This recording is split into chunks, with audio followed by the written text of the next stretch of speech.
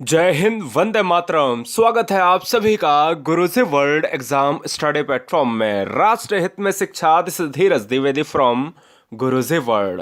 दोस्तों, आज की सुपर फास्ट वीडियो में हम भारत के संपूर्ण भूगोल की बात करेंगे और 111 ऐसे महत्वपूर्ण क्वेश्चन, चुनिंदा क्वेश्चन लिए हैं जो एग्जाम में बदलते पैटर्न के साथ ट्रेंड होने वाले हैं। तो चलिए बहुत शिद्दत के साथ इस वीडियो को सुपर फास्ट तरीके से वॉच करेंगे।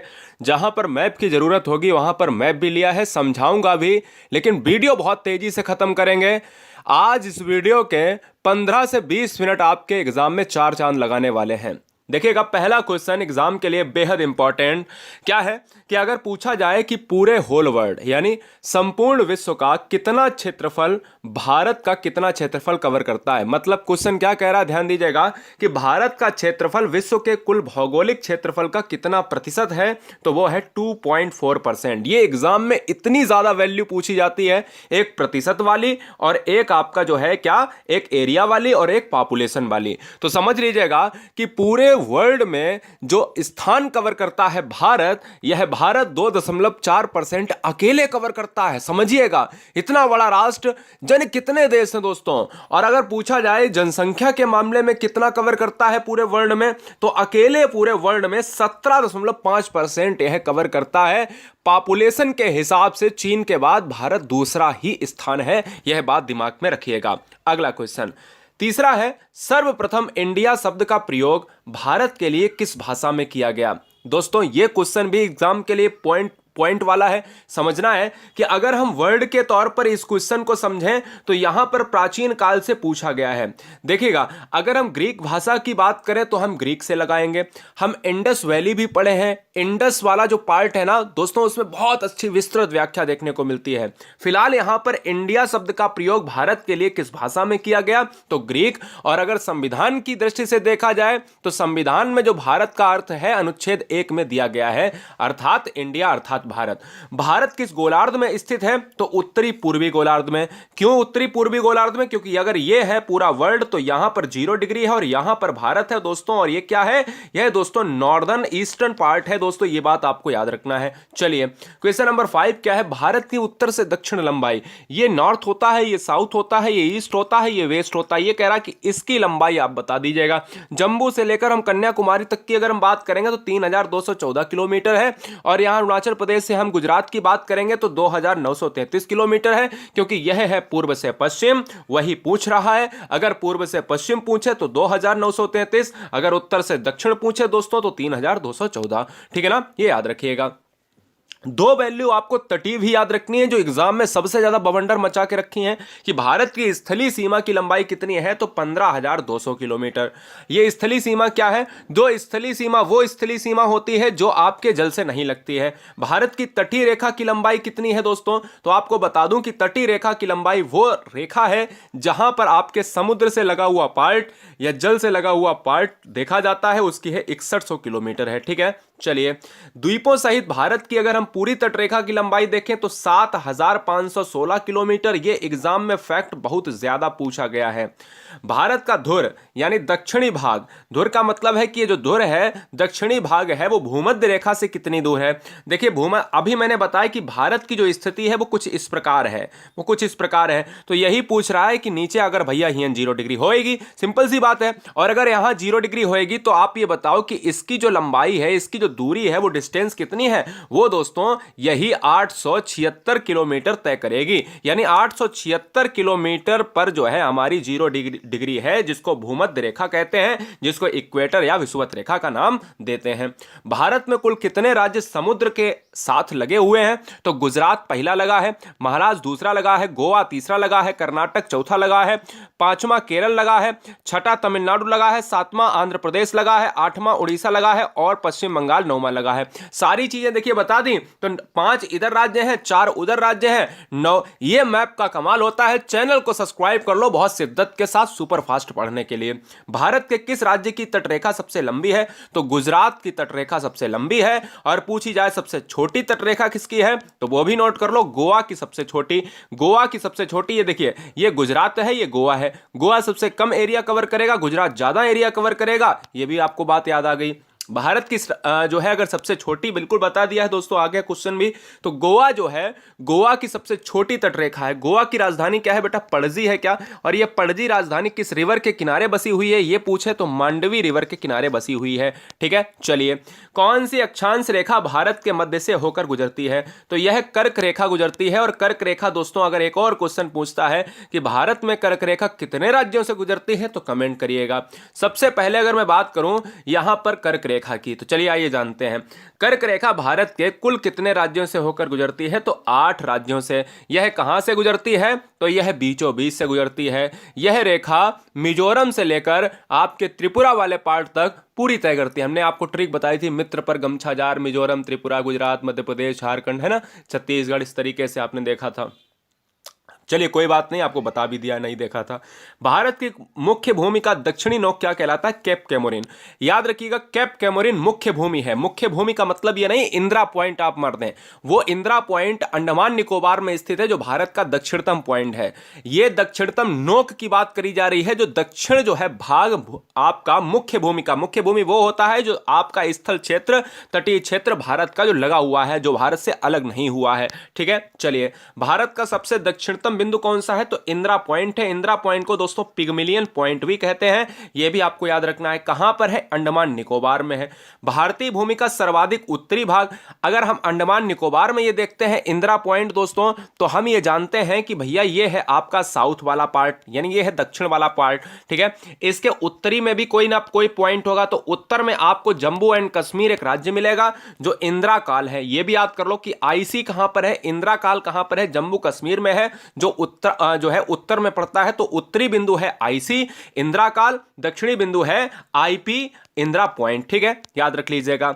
आदम का पुल किन देशों के मध्य है? तो आदम का पुल है इंडिया वीएस श्रीलंका के मध्य है। यह भी आपको याद रखना है। कहां पर है बेटा? इंदिरा जो है इंडिया वीएस श्रीलंका के मध्य है। श्रीलंका की राजधानी कौन है? श्रीलंका की राजधानी है कोलंबो और नई राजधानी है जयवर्धनेपुरम। श्रीलंका क्राइसिस से गुजर रहा है दोस्तों, आपको पता है यहां पर बहुत ज्यादा महंगाई है। और भारत की बात करें तो इसकी राजधानी 1911 के दशक में अगर देखी जाए तो दिल्ली बनी थी। जादूगोड़ा का संबंध किससे है? तो यूरेनियम के खनन से है। यूरेनियम जो है बहुत महंगा एक पदार्थ है, यह भी आपको पता होना चाहिए। चलिए, एक दोस्तों द्वीप है, एक द्वीप है जिसका नाम है दीव। एक द्वीप है जिसका नाम है दीव। दीव एक द्वीप कहां पर अवस्थित है? तो गुजरात में अवस्थित है। गुजरात सबसे लंबी तटरेखा वाला राज्य है, जो ऑलरेडी बता चुका हूं।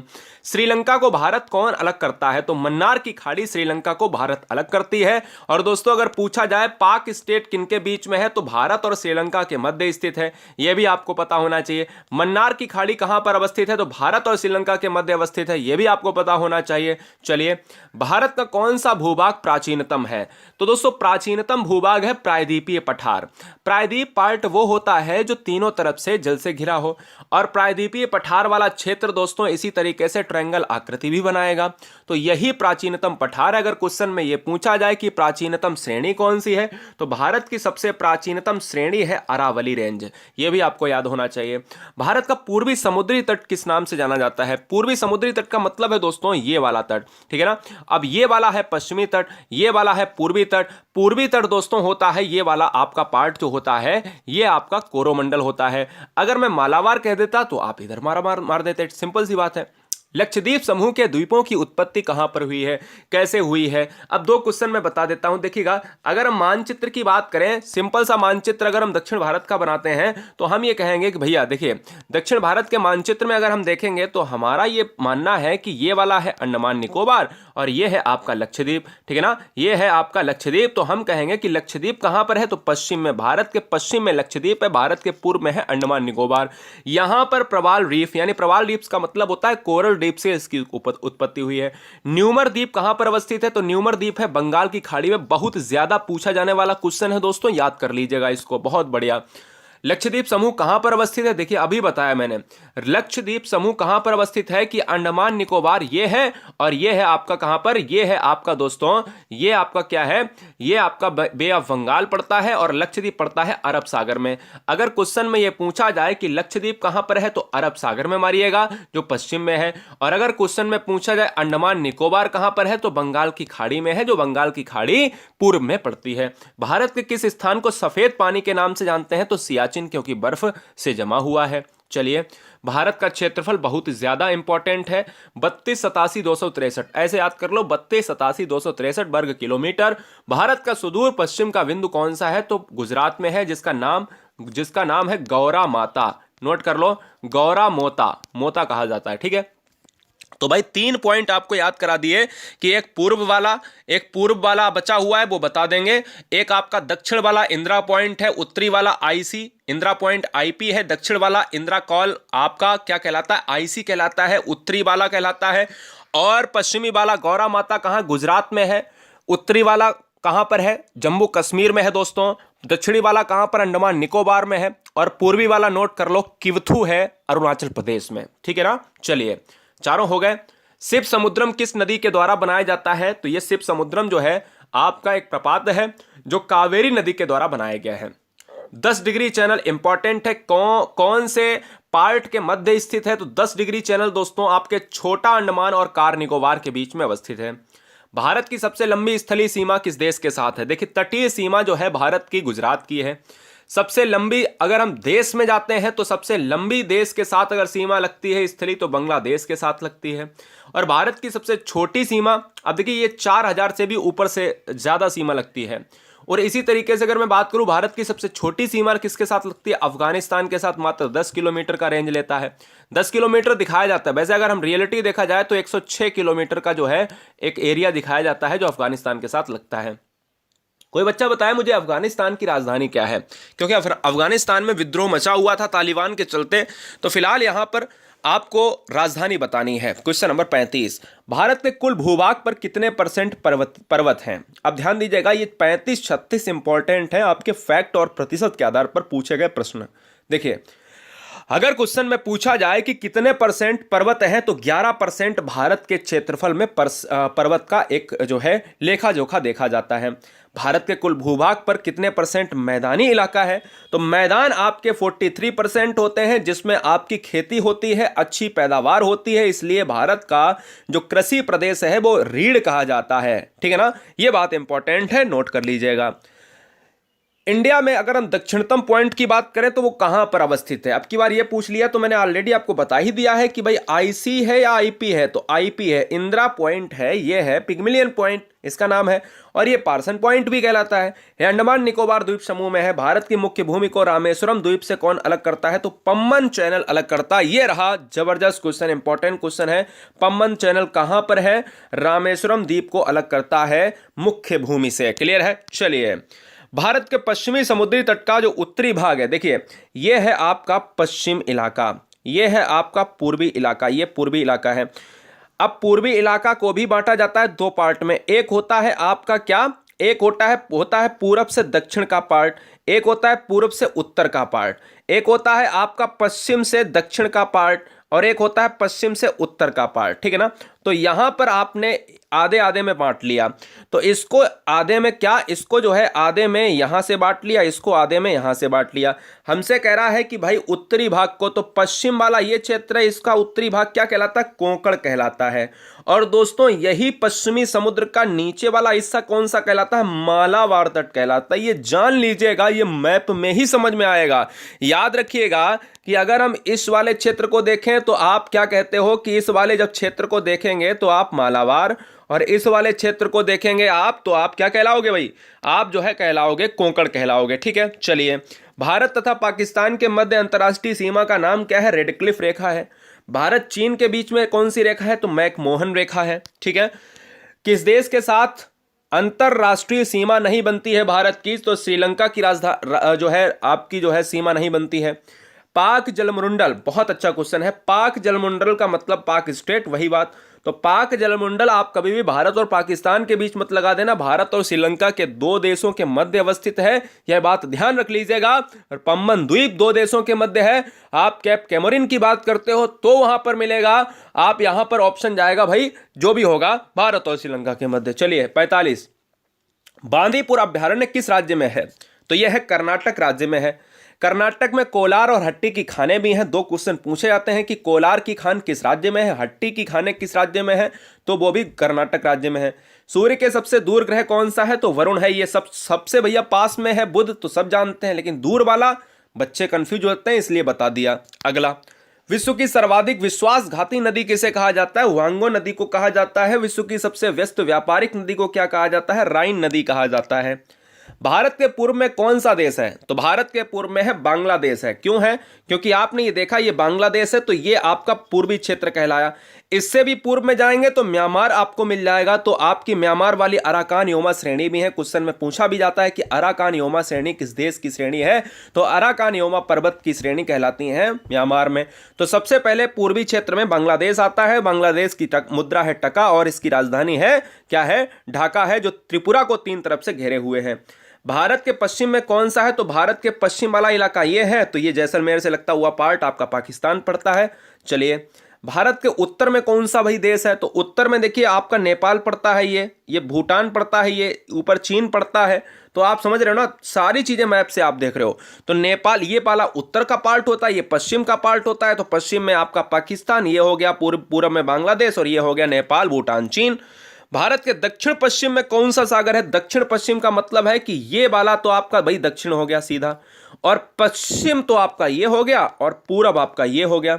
तो दोस्तों ये वाला पार्ट आपसे पूछ रहा है कि ये वाला पार्ट कौन सा है? तो अरब सागर है। और यहीं पर दोस्तों अगर ये पूछ लेता कि भाई दक्षिण पूरब में कौन सा है? तो अंडमान निकोबार है। सिंपल सी बात समझिए, क्वेश्चन कहीं भी पूछ सकता है। देखिए आ भी गया क्वेश्चन, भारत के दक्षिण पूर्व में कौन सा जो है खाड़ी है?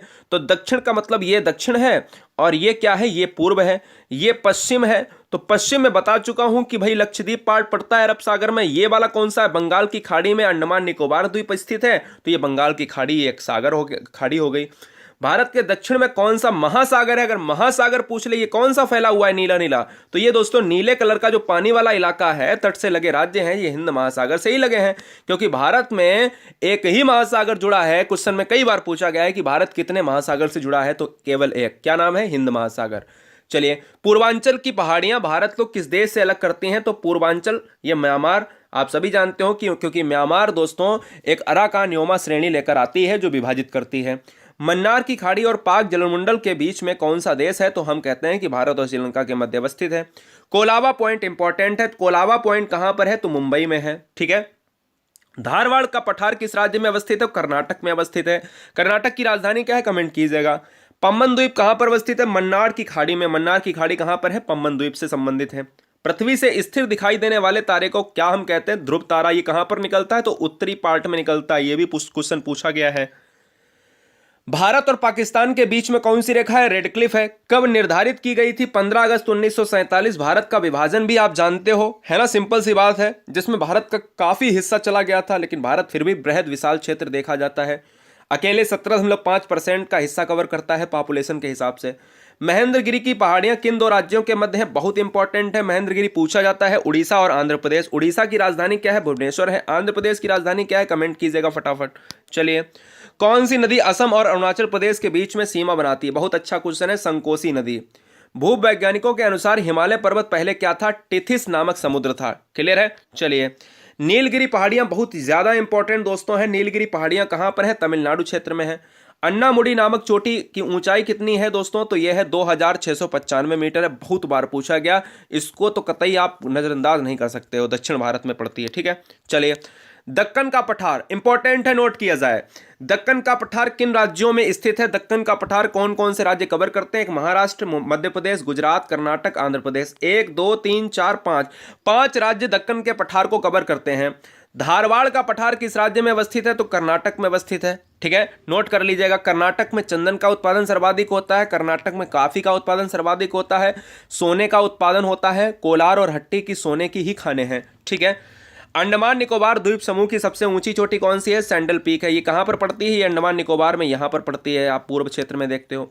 मंगलौर से कन्याकुमारी तक का तटीय क्षेत्र क्या कहलाता है? तो मंगलौर से कन्याकुमारी तक का तटीय जो क्षेत्र कहलाता है वो मालाबार तट कहलाता है। ठीक है। चलिए, आंध्र प्रदेश की पुरानी राजधानी कौन सी थी? तो कुर्नूल है। नई राजधानी कमेंट करके बताइए। 1953 एक ऐसा समय था दोस्तों, 1953 से 1956 के दशक में, जो भारत का एकमात्र ऐसा राज्य जो भाषा के आधार पर अलग हुआ था वो कौन सा था? आंध्र प्रदेश था।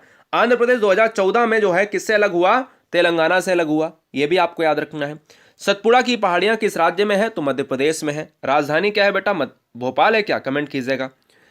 मध्य प्रदेश को क्या कहा जाता है? बाघों का राज्य कहा जाता है, टाइगर स्टेट कहा जाता है। दक्षिण गंगोत्री क्या है? तो ये बहुत इंपॉर्टेंट है। अंटार्कटिका में जो है भारतीय वैज्ञानिक अनुसंधान केंद्र, अंटार्कटिका एक श्वेत महाद्वीप माना जाता है जहां पर बरस भर बर्फ जमी रहती है। तो आपको मैं बता दूं कि वहां पर बहुत से देशों के अन्य अन्य उनके जो नाम हैं उनके आपके अनुसंधान केंद्र हैं। इसलिए भारत ने भी एक अनुसंधान केंद्र वहां पर स्थापित किया है खोज करने के लिए, जिसका नाम है दक्षिण गंगोत्री। याद रखिए।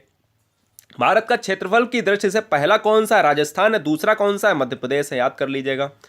सियाचिन ग्लेशियर, सियाचिन को सफेद पानी के नाम से जानते हैं। पहला पॉइंट हो गया। यह सियाचिन ग्लेशियर भारत के किस राज्य में है? जम्मू कश्मीर में है। भारत में यारलुंग तांग्सपो नदी, जिसको हम क्या कहते हैं? जिसको हम कहते हैं भैया, जल्दी से बताइए, तिब्बत में क्या कहते हैं? सांगपो वगैरह कहते हैं क्या? कमेंट कीजिएगा फटाफट, ठीक है। इसलिए हम ब्रह्मपुत्र को हम यहां पर पार्ट लगाएंगे। ब्रह्मपुत्र और गंगा सबसे बड़ा डेल्टा, यानी ब्रह्मपुत्र और गंगा मिलकर सबसे बड़ा विश्व का डेल्टा बनाती हैं, जिसका नाम है सुंदरवन डेल्टा। कहां पर बनाती हैं? पश्चिम बंगाल क्षेत्र में बनाती हैं। नोट किया जाए। भारत का सबसे ऊंचा जलप्रपात कौन सा है? जोग जलप्रपात है। इसको महात्मा गांधी जलप्रपात भी कहते हैं, ठीक है ना। मैटूर बांध किस राज्य में अवस्थित है? तमिलनाडु में। दोनों इंपॉर्टेंट, बहुत ही जबरदस्त है पॉइंट। नोट किया जाए दोस्तों, ये याद रखिएगा। ये कौन सी नदी पर है? ये दोस्तों शरावती नदी पर है। कौन सी नदी पर है? शरावती नदी पर है। ये नोट कर लीजिएगा। हिमालय की ऊंची चोटी कंचनजंगा कहां पर अवस्थित है? सिक्किम में है। राजधानी क्या है सिक्किम की? गंगटोक है। सिक्किम एक ऐसा राज्य है जो भारत में कम जनसंख्या के लिए जाना जाता है। सबसे कम जनसंख्या सिक्किम की है, सबसे कम क्षेत्रफल गोवा का है। नोट कर लीजिएगा। केरल राज्य किस खनिज के लिए सर्वाधिक प्रसिद्ध है? दोस्तों हमने एक पोल कराया था, हमने कहा था कि भारत में कौन सा राज्य सबसे कम जनसंख्या वाला है। उसमें 83% लोगों ने गोवा मारा था। अब आप समझो कि 83% गोवा मारा था, जो आंसर गलत था, ठीक है ना। लाखों बच्चे उस पोल को देते हैं कम्युनिटी में, आप सभी को पता है, क्योंकि मिलियंस बच्चे हैं, लाखों बच्चे उस आंसर को क्लिक करते हैं। तो आप समझ सकते हो कि आपका जो कंपटीशन है वो बहुत कम है, क्योंकि बच्चे सीरियस हैं ही नहीं पढ़ने के हिसाब से। गोवा मारे बैठे हैं, क्योंकि गोवा तो एरिया के हिसाब से है। तो आपका जो कंपटीशन है दोस्त ना, वो लगभग 13 से 14-15% के बीच में, बाद बाकी सब बेकार है। आप याद रख लीजिएगा। इसलिए आपको पढ़ना पड़ेगा शिद्दत के साथ। याद रख लीजिए, बात कड़वी है पर सत्यता है। केरल राज्य किस खनिज के लिए सर्वाधिक प्रसिद्ध है? तो लौह अयस्क के लिए प्रसिद्ध है। भारतीय प्रायद्वीप की सबसे लंबी नदी कौन सी है? प्रायद्वीप का मतलब होता है तीन तरफ से जल से घिरा, तो ये दक्षिण भारत की हुई। दक्षिण भारत की गोदावरी सबसे लंबी है। किस नदी को दक्षिण का गंगा कहा जाता है? दक्षिण की गंगा कहा जाता है। तो दोस्तों ये गोदावरी हो गई। भागीरथी और अलकनंदा का संगम कहां पर है? तो देवप्रयाग में अलकनंदा का संगम मिलेगा। कोसी नदी अपनी धारा बदलने के, कौन सी नदी? यहां पर देख कोसी लिख दिया, तो सिंपल सी बात है, आप जानते ही हो कि कोसी नदी का जो संबंध है वो है दोस्तों बिहार राज्य से है। कहां से है? बिहार राज्य से है। राजधानी दोस्त पटना हो जाएगा। और दोस्तों अगर मैं बात करूं जन घनत्व के मामले में बिहार नंबर 1 है। और साथ ही साथ कौन सी नदी अपना मार्ग बदलने के लिए प्रसिद्ध है? तो कोसी नदी। बिहार का शोक किसे कहा जाता? तो कोसी नदी, ठीक है ना, याद रखना है। चलिए, ज्वार मुहाना यानी ज्वार नदीमुख मुहाना कौन सी नदी बनाती है? तो ये नर्मदा नदी बनाती है। सतपुड़ा और जो है विंध्याचल के बीच में, या विंध्याचल होना चाहिए, सतपुड़ा और विंध्याचल के बीच में कौन सी नदी है? तो ये नर्मदा से दोनों क्वेश्चन हमने ये आपको बता दिए, ठीक है ना। नर्मदा, ताप्ती, माही, लूनी, घग्गर, ये सभी क्या है? ये डेल्टा नहीं बनाती हैं, पश्चिमी प्रभाव वाली नदियां हैं। सूरत किस नदी के किनारे स्थित है? तो ये ताप्ती नदी के किनारे स्थित है। भारत की किस नदी में अंतर्देशीय जल निकासी है? तो दोस्तों लूनी नदी है। लूनी, माही, घग्गर, ये लूनी नदी दोस्तों एक लवड़ी नदी भी है, यानी नमक वाली नदी। क्वेश्चन में पूछा जाता है नमक वाली नदी किसे कहा जाता है। भारत का सबसे ऊंचा बांध कौन सा है? तो यह है आपका भाखड़ा नागल बांध। किस नदी पर है? तो यह है सतलज नदी पर है। 2 क्वेश्चन बने।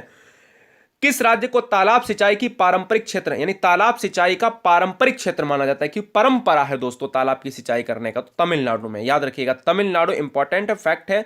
चेन्नई इसका कैपिटल हो जाएगा। चलिए, गंगा डेल्टा के मैंग्रोव वनों को क्या कहते हैं? तो गंगा डेल्टा के मैंग्रोव वनों को कहते हैं सुंदरबन, जो पश्चिम बंगाल वाले एरिया में अवस्थित हैं। हरियाणा में प्रसिद्ध पक्षी अभ्यारण्य कौन सा है? तो सुल्तानपुर। या क्वेश्चन में पूछ सकता है कि सुल्तानपुर पक्षी अभ्यारण्य किस राज्य में है? तो हरियाणा में है। एक और चीज याद कर लीजिएगा, सबसे कम भारत में वन कहां पर है? भारत में जो वन है सबसे कम है वो है हरियाणा में। सबसे ज्यादा दोस्तों एरिया के हिसाब से कहां पर है? मध्य प्रदेश में है। ये भी नोट कर लीजिएगा, ठीक है। चलिए, काजीरंगा राष्ट्रीय उद्यान किसके लिए प्रसिद्ध है? गैंडा के लिए प्रसिद्ध है। एक सींग वाला गैंडा मिलता है। भारत में समुद्री गाय बायो रिजर्व क्षेत्र में पाई जाती है। समुद्री गाय कहाँ पर पाई जाती है, तो यहाँ मन्नार की खाड़ी में पाई जाती है। बगान कृषि का उत्पादन करता है। बगान दोस्तों गैर खाद्य फसलें उत्पादित करता है, ठीक है, याद रखिएगा। जोग जलप्रपात किस नदी पर है, ये देखिए नदी पूछ ली है इस बार, तो शरावती नदी पर है। पहले क्या पूछा था, ये सबसे बड़ा जलप्रपात कौन सा है, तो जोग जलप्रपात है, जिसको हम गरसोप्पा जलप्रपात भी कहते हैं। महात्मा गांधी जलप्रपात इसका नाम बदलकर कर दिया गया है। खेतड़ी किसके लिए प्रसिद्ध है, कापर। अब दोस्तों ये बताओ खेतड़ी है कहाँ पर, खेतड़ी कहाँ पर है, कमेंट कीजिए आप जल्दी से बताइए। असम राज्य में परिचालित रिफाइनरी की संख्या कितनी है, तो असम में है 4, और असम में मानस अभ्यारण्य है, असम में मानस अभ्यारण्य है, काजीरंगा अभ्यारण्य है, गर्म पानी अभ्यारण्य है। दक्षिण भारत की सबसे ऊंची चोटी कौन सी है, देखिए आ गया अन्नामुडी है, जो आपकी 2600 से भी ज्यादा इसकी मीटर में ऊंचाई है। कौन सी नदी ओडिशा में अपना डेल्टा बनाती है, महानदी। दोस्तों आपको मैं बता दूं कि महानदी जो डेल्टा बनता है वो ओडिशा में बनता है। ये क्वेश्चन एग्जाम में पूछा भी गया है, और आपको ये यहाँ पर बताना होगा कमेंट बॉक्स में कि भारत का जो सबसे लंबा जो बांध है वो कौन सा है, कमेंट कीजिएगा। क्या हीराकुंड है। और दोस्तों आपको मैं बता दूं कि हीराकुंड जो बांध है वो आपका महानदी से संबंधित है। 101 लास्ट के 11 क्वेश्चन आपके स्क्रीन पर। मंगल की परिक्रमा करने वाला भारत ही नहीं, पूरा मतलब पूरा एशिया जो है पूरे ये 100 देश जो लगते हैं एरिया वाइज, उनमें ही नहीं बल्कि पूरे एशियाई देशों में अगर हम देखा जाए तो भारत ने डंका बजाया था। ये आपको पहले भी बताया था। मंगल को हम लाल ग्रह कहते हैं, रीजन क्या है, रेड ऑक्साइड है, ठीक है ना। प्रकाश को सूर्य तक, यानी प्रकाश को सूर्य से पृथ्वी तक पहुंचने में आपको पता है कि लगभग चंद्रमा और अगर पृथ्वी के बीच की बात करें तो 1.22 सेकेंड लगते हैं, जबकि सूर्य से पृथ्वी तक का जो प्रकाश होता है वो 8 मिनट 22 सेकेंड लगते हैं, या 8 मिनट 20 सेकेंड लगते हैं, लगभग वही है। सूर्य की सतह का तापमान 6000 डिग्री सेल्सियस होता है, और उसके बाहर के पार्ट को क्या कहते हैं, कोरोना कहते हैं। सूर्य की ऊर्जा का स्रोत क्या है, परमाणु संलयन। परमाणु संलयन क्या है, जब दो नाविक या दो से अधिक नाविक मिलते हैं तो संलयन होता है, और हटते हैं तो फिर भैया टूटते हैं तो वो खंडन होता है। उष्णकटिबंधीय घास स्थल को क्या कहा जाता है, तो सवाना। ये सवाना घास स्थल कहा जाता है, ये नोट कर लीजिएगा, सवाना, ठीक है ना। ये कहाँ पर पढ़ते हैं आपके, तो ये दक्षिण अफ्रीका वाले पार्ट में पढ़ते हैं। शब्द स्टेप किस बायोफील्ड से जुड़ा है, तो स्टेप घास के मैदान से जुड़ा है। स्टेप का मतलब होता है स्टेपी घास के मैदान, और स्टेपी घास के मैदान होते हैं यूरोप प्लस एशिया में। यूरोप और एशिया में ये स्टेपी घास के मैदान पाए जाते हैं, तो इसलिए स्टेप शब्द किससे जुड़ा है, घास के मैदान, ग्रास फील्ड से। लेटराइट मिट्टी किस राज्य में पाई जाती है, तो केरल और महाराष्ट्र में पाई जाती है। केरल साक्षरता में नंबर 1 है, ये भी नोट कर लीजिएगा। भारत के मिट्टी विस्तार का सर्वाधिक क्षेत्रफल है, जलोढ़ मिट्टी है। कितना परसेंट है दोस्तों, 43% है, 43 से 46%, याद कर लीजिएगा। जलोढ़ मिट्टी को हम कांप मिट्टी भी कहते हैं, कांप मिट्टी या दोमट मिट्टी कहते हैं। इसको हम उपजाऊ मिट्टी के नाम से जानते हैं। भारत में मिट्टियों का प्रकार कितना है, 8 प्रकार की भारत में मिट्टियां पाई जाती हैं। कृषि अनुसंधान केंद्र ICAR ने इसका जो है व्याख्या करी है। भारत में चंदन के वृक्ष सर्वाधिक पाए जाते हैं कर्नाटक में, और सदाबहार किस्म के जंगल कहाँ पर पाए जाते हैं, भूमध्य रेखीय क्षेत्र में। जो भूमध्य रेखीय क्षेत्र होता है ये वाला पार्ट है ना, ये वाला पार्ट होता है पृथ्वी के बीचों बीच का क्षेत्र। और दोस्तों है पेट्रोलॉजी किसका अध्ययन है, तो पेट्रोलॉजी जो अध्ययन है वो है चट्टानों का अध्ययन। तो मैं ये कह सकता हूं कि हमने बहुत शिद्दत के साथ चीज़ों को पढ़ा है। अच्छा, पेट्रोलॉजी ये है चट्टानों का, और ये आपका मिट्टी का है पेडोलॉजी, ठीक है ना, ये आपको याद रखना है। तो दोस्तों कैसा लगा ये वीडियो, आप देख रहे होगे 28 मिनट के अंदर हमने पूरे वीडियो को समाप्त किया है, धुआं किया है। हम उम्मीद करते हैं इस वीडियो में आने वाले सभी बच्चे बहुत ही गहन अध्ययन के साथ बहुत ही सुपर फास्ट तरीके से चीज़ों को देखे होंगे, और 111 क्वेश्चन आपके एग्जाम में 4 चांद जरूर लगाएंगे, अवश्य लगाएंगे। ये विश्वास रखिए, क्योंकि विश्वास पर दुनिया चलती है, चीज़ें विश्वास पर ही अडिग हैं। चैनल को सब्सक्राइब करने के लिए बहुत बहुत धन्यवाद आप सभी का। आप सभी बहुत ही मुस्कुराते रहिएगा, यानी बहुत ही स्वस्थ रहिएगा, और एकदम से कहीं ना कहीं बिल्कुल एकदम से अपने दिमाग से जो भी फितूर भरा हुआ है कि भाई डिप्रेशन है, एग्जाम का डिप्रेशन है, ये सब निकाल दीजिएगा, है ना। क्योंकि डिप्रेशन से अगर आपका फ़ायदा होता है तो खूब लीजिए, और नुकसान होता है तो बिल्कुल मत लीजिए, सिंपल सी बात है। तो चलिए मिलते हैं नेक्स्ट वीडियो में, तब तक के लिए जय हिंद, वंदे मातरम।